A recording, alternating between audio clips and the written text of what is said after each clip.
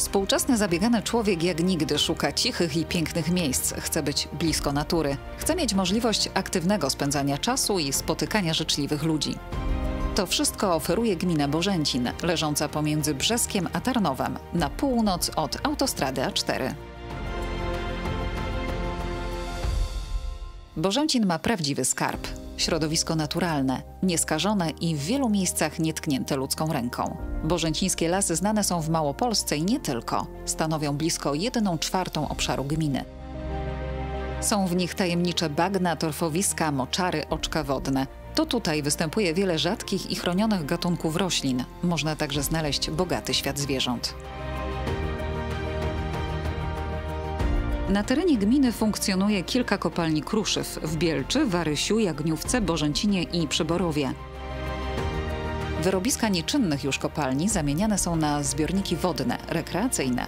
Doskonale wpisują się w lesisty krajobraz, robią duże wrażenie i nie ma się czemu dziwić. Już teraz mają ogromny potencjał. Są doskonałą propozycją dla osób szukających chwili wytchnienia i ochłody w upalne dni. Są także atrakcyjnym miejscem dla wędkarzy. Gdy kopalnie kruszyw zakończą już eksploatację, sztuczne zbiorniki zajmą obszar kilkuset hektarów.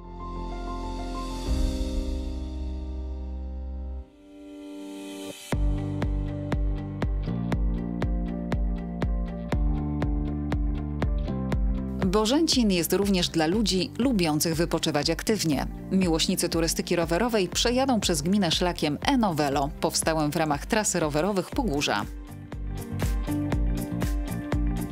Z kolei jadąc 20-kilometrową trasą historyczną można zobaczyć zabytki znajdujące się na terenie gminy. Natomiast dłuższa, 25-kilometrowa trasa krajoznawczo-przyrodnicza, często wybierana przez mieszkańców i turystów, pozwala zachwycić się naturalnością przyrody. Leśne dukty, młodniki, starodrzewy. Można tutaj naprawdę odetchnąć świeżym powietrzem. Trasy rowerowe biegną przez pola, lasy nasze, które są bogate w runo leśne, tak jak teraz okres letni, mamy jagody i można spotkać wielu ludzi, którzy zbierają te jagody. W okresie jesiennym, wczesnojesiennym jest sezon na grzyby, gdzie też jest co pozbierać. Do gminy Bożęcin w okresie weekendów czy okresie letnim przyjeżdża bardzo wielu ludzi z Krakowa, z Rzeszowa, z Tarnowa. Zwłaszcza niedzielne popołudnia lub sobotnie popołudnia to trasy rowerowe u nas tutaj na terenie gminy Bożęcin są oblegane wręcz. Jest naprawdę wielki ruch, jest duże zainteresowanie i wielka potrzeba po prostu jeżdżenia w tym czasie tej pandemii rowerami. Myślę, że to jest bardzo fajna forma wypoczynku, tym bardziej, że gmina Bożęcin naprawdę ma wiele fajnych tras. My sami tutaj z rodziną i z dziećmi, znajomymi często wyruszamy popołudniami, zwłaszcza zwiedzamy, jest co zobaczyć i zapraszam serdecznie wszystkich na takie trasy rowerowe. Dzisiaj postanowiłyśmy wyruszyć w grupie z koleżankami, pokazać dzieciom krajobrazy, zrobić krótki piknik i pobyć na łonie natury, póki pogoda nam na to pozwala. Tutaj są fajne krajobrazy, fajne drogi, można stanąć na odpoczynek przy jeziorze i no jest fajnie. Bardzo lubię jeździć na rowerze. To jest jedna z moich takich rozrywek wieczorami, wieczorową porą, tak jak jest teraz upał. Bardzo często jeździmy z dziećmi, z mężem, ze znajomymi. Fajna forma spędzania wolnego czasu.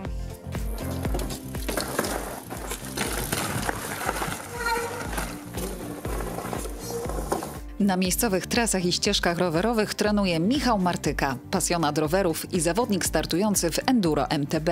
Docenia przestrzeń i możliwości, jakie stwarza teren, aby uprawiać turystykę rowerową. Jeżdżę w enduro, więc powinienem trenować w górach, ale że nie mam takiej możliwości akurat teraz, to trenuję w pobliskich lasach w Bożęcinie. W sumie infrastruktura tutaj jest super, bardzo dużo ścieżek rowerowych, szutry poprzecinane jakimiś tam leśnymi drogami. Wszędzie jest czysto, spokojnie. Zajawka pasja wzięła się już 15 lat temu, jeszcze w gimnazjum. Wspólnie z kolegami zaczęliśmy jeździć na rowerze. To był na początku zwykły rower, który w niczym nie przypominał tego roweru, który mam teraz. Zaczęliśmy jeździć na tylnym kole po ulicy, skakać gdzieś tam po schodach. Później przerodziło się to w jazdę górską, w enduro. W sumie najpierw DH, czyli taka bardziej jeszcze ekstremalna odmiana kolarstwa. Później w enduro, bo enduro stało się w sumie bardziej popularne i więcej możliwości jest do pojeżdżenia. No a teraz to dalej trwa. Na pewno rower jest chyba najbezpieczniejszym sportem, jaki można uprawiać Może poza pływaniem, bo pływanie jest jeszcze troszkę bardziej bezpieczne, ale nie obciąża kolan, nie obciąża kręgosłupa, więc myślę, że każda osoba może jeździć spokojnie na rowerze. Ogólnie tutaj w Bożęcinie jest też fenomen jazdy na rowerach. Myślę, że w każdym domu jest co najmniej 1, 2, 3, 4 rowery. Bardzo dużo ludzi widać, że jeździ na rowerach. Jak odprowadzam nawet córkę do przedszkola, to widzę, że mnóstwo dzieciaków przejeżdża na rowerach. Pod szkołą jest mnóstwo rowerów. Już nie wspominając o tym, że w niedzielę do kościoła tak samo 50% osób przyjeżdża na rowerze.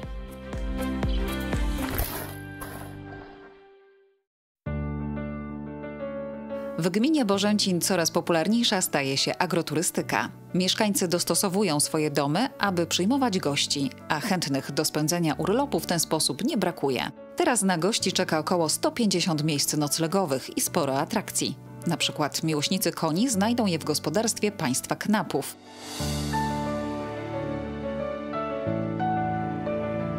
Stado liczy kilkanaście osobników. Jazda konna, przyjażdżki bryczką – to wszystko czeka na gości i turystów.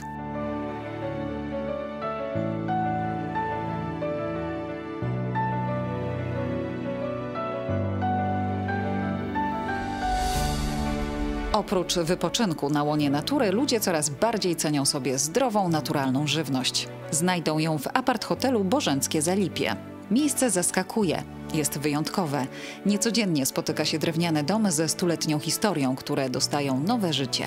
Chcemy kultywować tradycje, uwielbiamy skanseny i widzieliśmy bardzo wiele przepięknych domów, które niestety są zachowane wyłącznie na terenach skansenów. W Krakowie ten dom otrzymaliśmy za darmo, więc go przenieśliśmy i on powstał z 3 osobnych różnych domów. Tak, żeby był zaadoptowany, żeby miał infrastrukturę taką, żeby był wygodny do życia. Zależało nam, żeby infrastruktura była współczesna, ale żeby jednak charakter tego domu był stuletni. I mam nadzieję, że nam to się udało.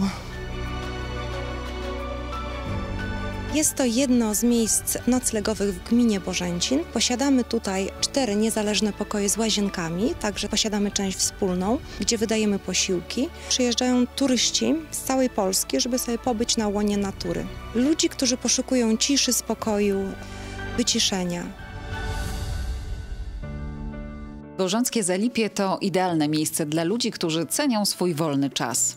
To miejsce ma w sobie rzadką magię i daje przestrzeń do odpoczynku, a także terapii odbywającej się w apidomku. To jest domek zbudowany z drewna, w środku są ule, 8 uli. Oczywiście wszystko jest zabezpieczone, czyli jeżeli osoba wchodzi do domku takiego apiterapii, no to nie ma kontaktu z pszczołami, natomiast te pszczoły w bardzo duży sposób oddziaływują.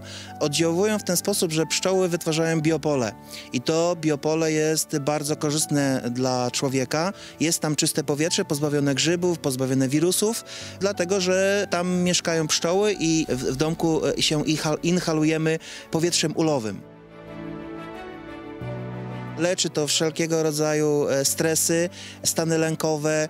Był u nas pan, który był dość mocno zaawansowany, jeśli chodzi o astmę. Kilka godzin spędził w domku do apiterapii i stwierdził, że po takich kuracjach mniej kaszle. Pasieka Pszczeli Raj, otaczająca Bożenckie Zalipie, jest prekursorem w Polsce kursów pszczelarskich dla początkujących. Jej właściciele chcą, aby jak największa liczba osób mogła poznać podstawy pszczelarstwa ze strony praktycznej. Ich misją jest ratowanie świata przed zagładą, jaka może nas czekać po wyginięciu pszczół. To jest ogromna pasja, która się przerodziła w zawód. I z tej pasji wynikły wszystkie dobre rzeczy, czyli szkolenia. Chcemy krzewić przede wszystkim wiedzę, gdyż brak wiedzy i umiejętności powoduje, że pszczoły giną. Nam zależy na tym, żeby tak edukować pszczelarzy, adeptów pszczelarstwa, żeby byli w stanie poprowadzić rodziny w taki sposób, żeby one były w dobrobycie, żeby nie ginęły, żeby się namnażały, rozmnażały. Jako produkt uboczny, żeby oczywiście był miód, gdyż to jest tutaj czasami klucz dla niektórych pszczelarzy, ale też ten dobrobyt i dobrostan zwierząt, który ma bezpośredni wpływ na nasze życie jako ludzi i na naszą planetę, więc myślę, że taki drobny wkład w ten świat chcemy wnieść. to jest takie stanowisko, gdzie my się tymi pszczołami opiekujemy, można powiedzieć, od narodzin. Oczywiście w każdym ulu jest jedna matka. My zajmujemy się hodowlą matek. Zaczynamy od odkładów. Matki się unasienniają, czyli matka wylatuje na lat godowy, kopuluje z około 20 trutniami i matka wylatuje na taki lot godowy raz w życiu. Matka żyje do 5 lat. Natomiast jeśli chodzi o pszczoły robotnice w sezonie żyją tylko miesiąc. Czyli po tym, jak się urodzą, po pszczelarskiemu mówić to wygryzają, pszczoła żyje miesiąc i umiera z przepracowania. My pozyskujemy miody wiosenne, rzepakowy, wielokwiatowy. Bardzo duży udział w tych miodach wielokwiatowych ma jeżyna, malina. Następnie pozyskujemy miód akacjowy. I ostatnim, no może przedostatnim miodem jest lipowy i w tej chwili czekamy na miód nawłociowy.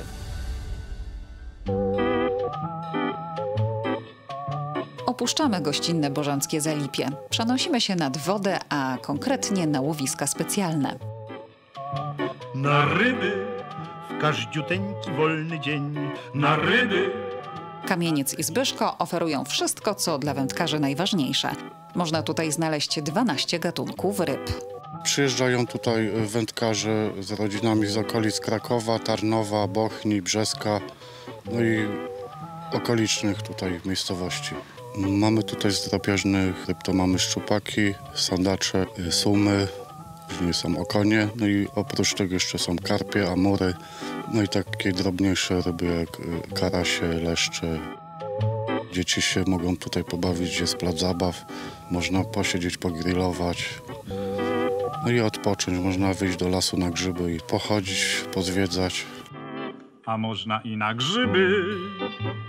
Można. Na grzyby.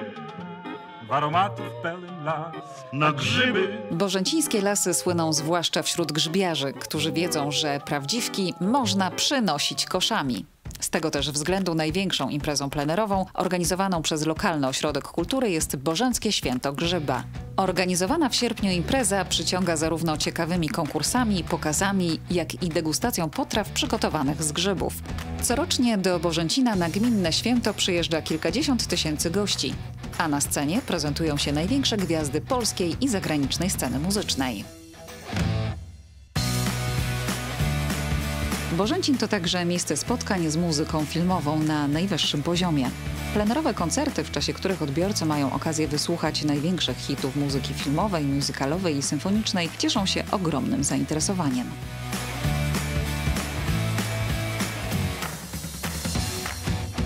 W Bożęcinie odbywają się sportowe imprezy rangi mistrzowskiej, jak Mistrzostwa Polski Południowej oraz Akademickie Mistrzostwa Polski MMA.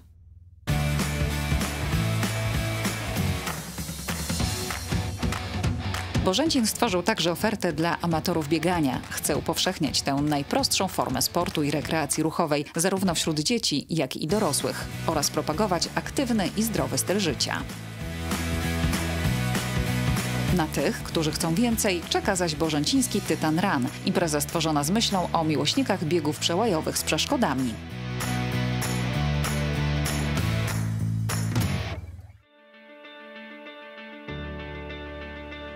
Bożęcin to jedna z najdynamiczniej rozwijających się gmin w Polsce. Nie sposób nie zauważyć, jak wypiękniały poszczególne miejscowości. Wyremontowane zostały centra wsi, pojawiły się chodniki zapewniające bezpieczeństwo pieszym, oświetlenie, wygodne parkingi. Mieszkańcy mogą aktywnie wypoczywać oraz trenować na nowoczesnych boiskach, kompleksach sportowych i siłowniach plenerowych, a dzieci spędzać czas na kreatywnych placach zabaw. Zmodernizowano budynki szkolne, ośrodki i centra kultury. Nowy estetyczny wygląd zyskały tereny wokół zabytkowych kościołów.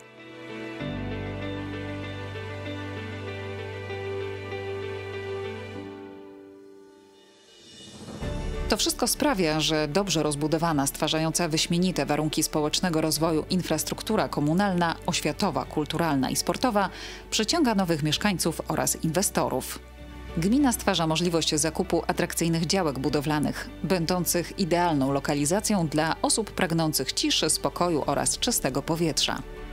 Przedsiębiorcom samorząd oferuje ulgi podatkowe i wszechstronną pomoc. W strefie aktywności gospodarczej powstaną zakłady produkcyjno-usługowe, a w konsekwencji kilkaset nowych miejsc pracy. W gminie Bożęcin widać dobrze wydane pieniądze, te krajowe, jak i z Unii Europejskiej. A dowodem na szybki rozwój są wysokie miejsca w rankingach i notowaniach ogólnopolskiej prasy czy ministerstw.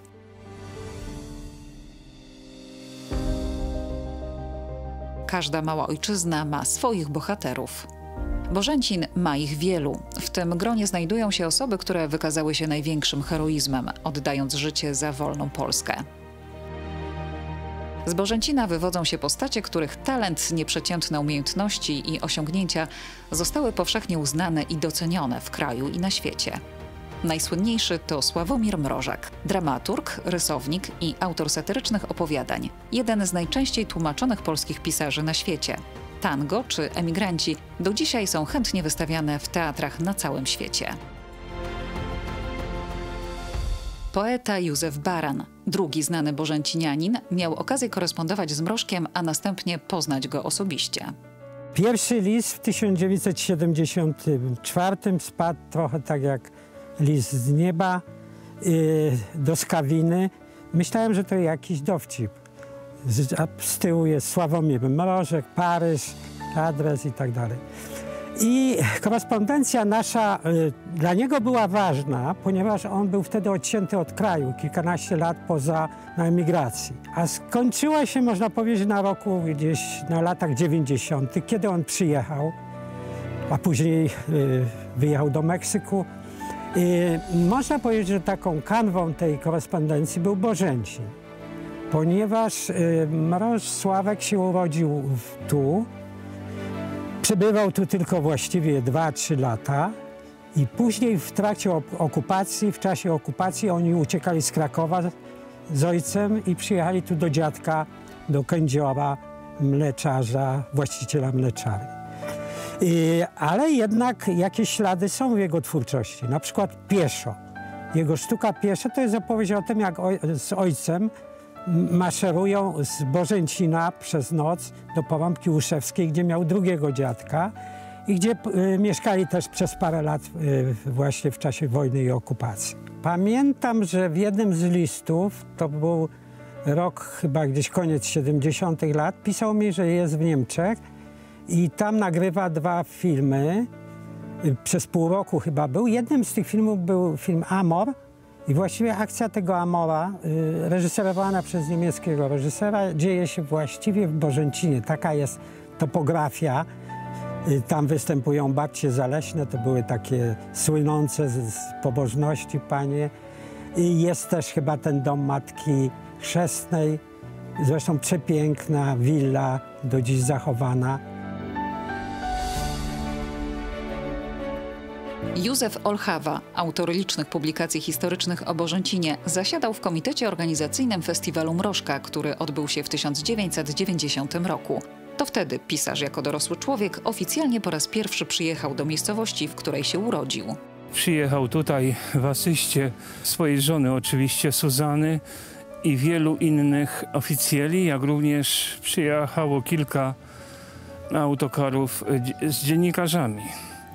Był witany na granicach wsi. Była ustawiona specjalna, jakby to powiedzieć, strażnica ze szlabanem. Był specjalny paszport Mrożeklandu, bo wtedy Bożęcin nie nazywał się Bożęcinem, tylko był Mrożekland. Wspomniany wcześniej poeta Józef Baran należy nie tylko do uznawanych, ale również chętnie czytanych ludzi pióra, a jego wiersze trafiły do gimnazjalnych i licealnych podręczników. Tomiki wierszy Józefa Barana ukazały się w przekładach w kilku krajach. Twórczość została przetłumaczona na wiele języków. Jest inspiracją dla piosenkarzy i kompozytorów. Józef Baran chętnie wraca do korzeni, pomieszkując od czasu do czasu w swoim bożęcińskim domu. No, pierwsze 2 moje tomiki dotyczyły dzieciństwa i tej starej, tej archaicznej wsi, której już nie ma, która była trochę taką wsią nawet średniowieczną, od Kosy, Pługa, Cepów, no tak można to określić. I przyjeżdżałem tutaj na każde wakacje, wyjechałem stąd mając 13 lat, potem już tylko wakacyjne powroty, no i właściwie taka mitologizacja tej wsi. Dzieciństwa. Potem kupiłem sobie chałupkę, która tu jest, prawda, zresztą taka lekko unowocześniona i ten ogród. I to już były inne powroty. To są powroty już do przyrody. Ja wsiadam na rower, jadę na Czernawę, do lasu, czy na Warysz, czy do Radłowa. I w wierszach właśnie w wakacje powracam do przyrody. To są bardzo piękne liryki mi wychodzą właśnie tutaj, nie gdzie indziej. Nie kiedy jestem w innych krajach, nie kiedy jestem w Zakopanem, tylko właśnie tu. Wiele znakomitych postaci wydała bożęcińska ziemia. To prawdziwy fenomen tej niewielkiej miejscowości, pokazujący, że wiejskie pochodzenie nie stawia młodego człowieka na straconej pozycji w porównaniu z rówieśnikami z wielkich miast. Bożęcin słynie z poetów, pisarzy, dziennikarzy. Przybliżyłem Bożęcinowi zapomnianego przedwojennego pisarza literatury popularnej Pawła Staśkę. Paweł Staśko urodził się tu w Bożęcinie, tu zmarł. W okresie międzywojnia napisał kilkadziesiąt książek. Niektóre miały po kilka wydań. Był też dobry poeta Jan Baranowicz. Przeprowadził się na Śląsk, mieszkał na Śląsku, wydał wiele książek, wiele tomików wierszy. Małopolska Nagroda Poetycka Źródło, współorganizowana z inicjatywy Józefa Barana przez Miejscowy Ośrodek Kultury, jest konkursem wynikającym z potrzeby umacniania poczucia tożsamości. Konkurs poetycki dla Polaków mieszkających w różnych zakątkach świata cieszy się niesłabnącym zainteresowaniem. Co roku nadsyłają oni kilkaset utworów, które są powrotem do źródeł, korzeni, odpowiedzią na pytania, kim jesteśmy, dokąd zmierzamy i jakie są źródła naszego systemu wartości. Historia i tradycja jest nieodłącznym elementem polskiej kultury. Gmina Bożęcin to miejsce historycznie związane ze społecznością romską.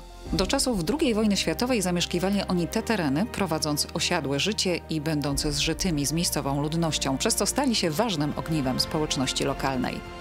Z dokumentów parafialnych, które przeglądaliśmy, wynika, że w Bielczy Romowie mieszkali gdzieś chyba od początku XIX wieku. To byli osiadli Cyganie, ale pod koniec XIX wieku zaczęli tam przyjeżdżać kalderasze, kotlarze z rodziny Kwieków. To jest grupa Romów, którzy na tereny Galicji przybyli w końcu XIX wieku z terenów węgierskich i oni się starali o tak zwane obywatelstwo, żeby mieć w Bielczy, żeby mogli tam na stałe zamieszkiwać. Tam nie zgodziły się władze gminne na to, wielokrotnie zwracali się ci Kwiekowie. No i bardzo szkoda, myślę, bo dzisiaj mogłaby się Bielcza poszczycić, że obywatel Bielczy został królem, ponieważ w 20 roku Michał Kwiek z Bielczy został koronowany na króla Cyganów. Podpisywał się jako król Michał II. Kwiekowie należeli do bardzo bogatego rodu. Oni byli kotlarzami. Jeden z Kwieków miał wielką firmę w Poznaniu. Zarabiali bardzo duże pieniądze. W czasie koronacji Janusza Kwieka w Warszawie któryś z reporterów robił wywiad. Pamiętam takie zdanie, bodaj Rudolf Kwiek powiadał, tak wspominał, mówił, jak byłem mały, to u nas to się szuflą złoto nabierało. Tatuś dał mi pełno złota i wyjechałem w świat. No jest to piękna legenda, ale świadczy o tym, że istotnie to byli bardzo bogaci ludzie. Większość Romów została zamordowana podczas II wojny światowej. Na terenie gminy Bożęcin znajdują się dwa miejsca, które upamiętniają tamte wydarzenia. Pierwszym z nich jest zbiorowa mogiła pomordowanych Romów na cmentarzu w Bielczy. Natomiast drugim pomnik pamięci o zagładzie Romów w Bożęcinie Dolnym. O tym, jak wielkie jest wciąż znaczenie tych miejsc dla społeczności romskiej, niech świadczy fakt, że co roku znajdują się one na trasie Międzynarodowego Taboru Pamięci Romów, którą przemierzają Romowie z całej Europy.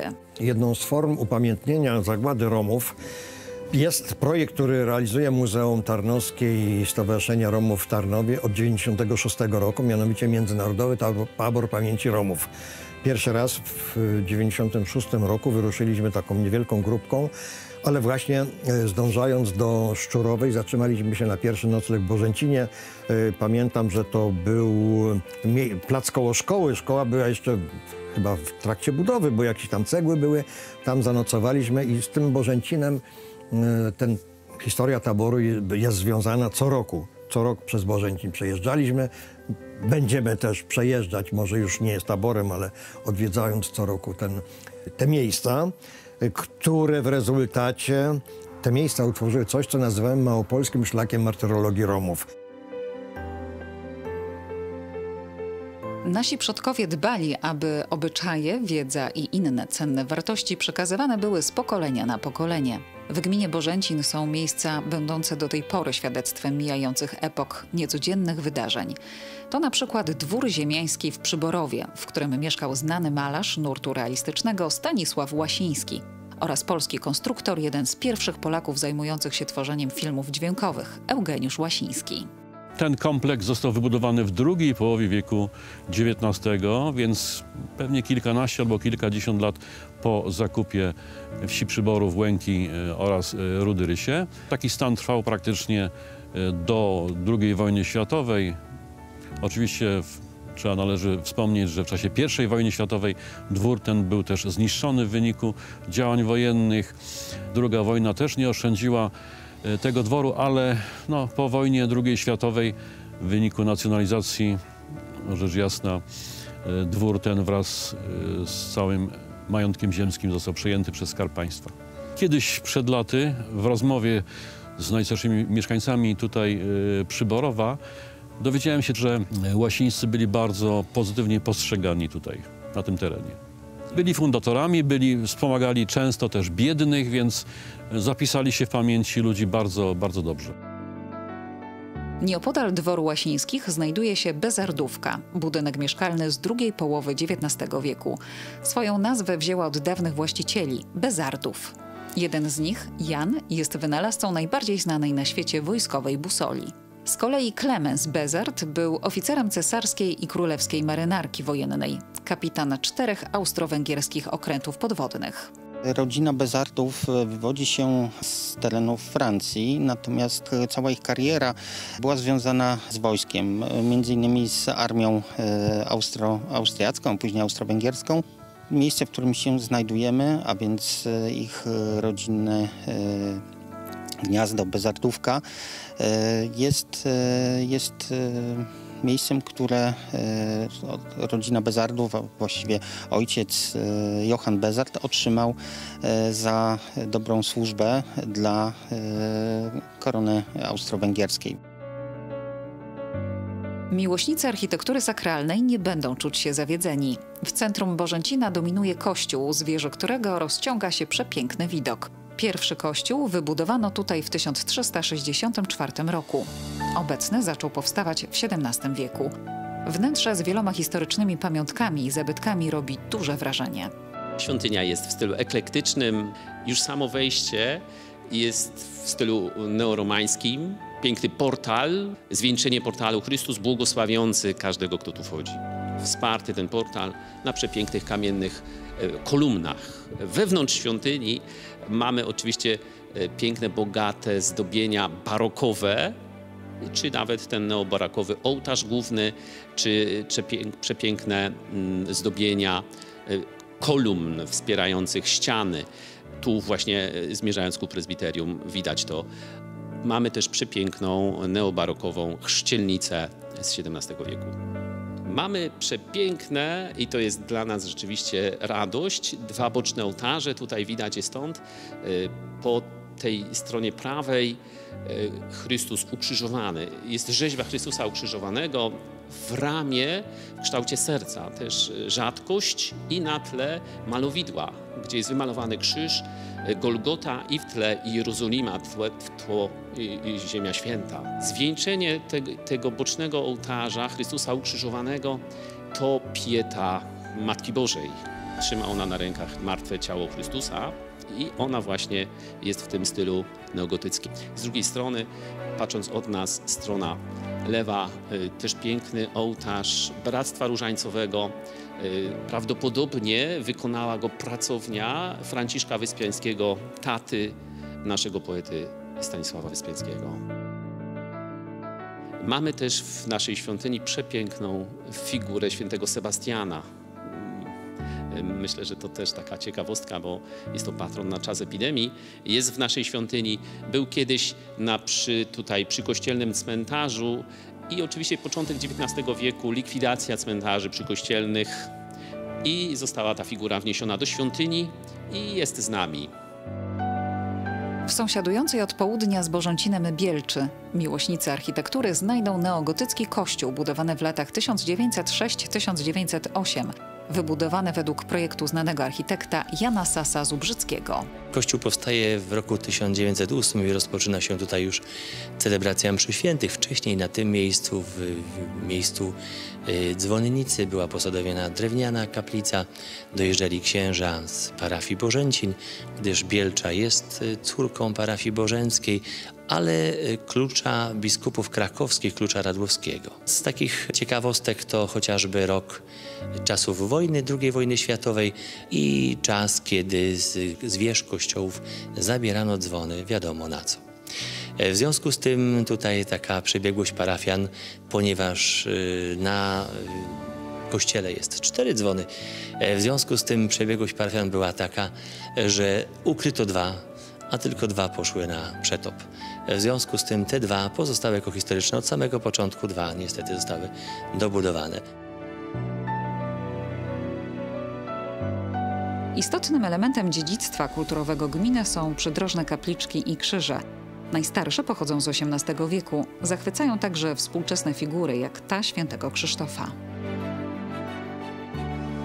Na terenie gminy Bożęcin znajduje się 5 cmentarzy wojennych, będących świadectwem krwawych starć armii Austro-Węgier, Niemiec i Rosji podczas I wojny światowej.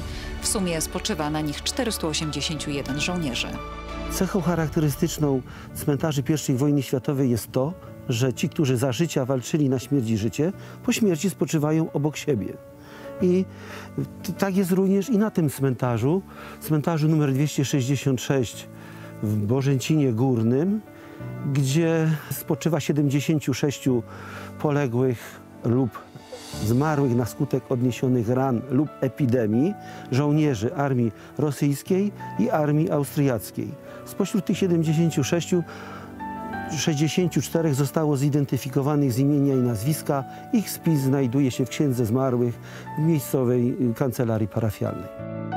Ważną częścią krajobrazu okolic Bożęcina jest zabytkowa drewniana zabudowa poszczególnych wsi i przysiłków. Dlatego teren gminy uchodzić może za rzadko spotykane już w Polsce, niezwykle atrakcyjne i urokliwe zagłębie drewnianego budownictwa wiejskiego.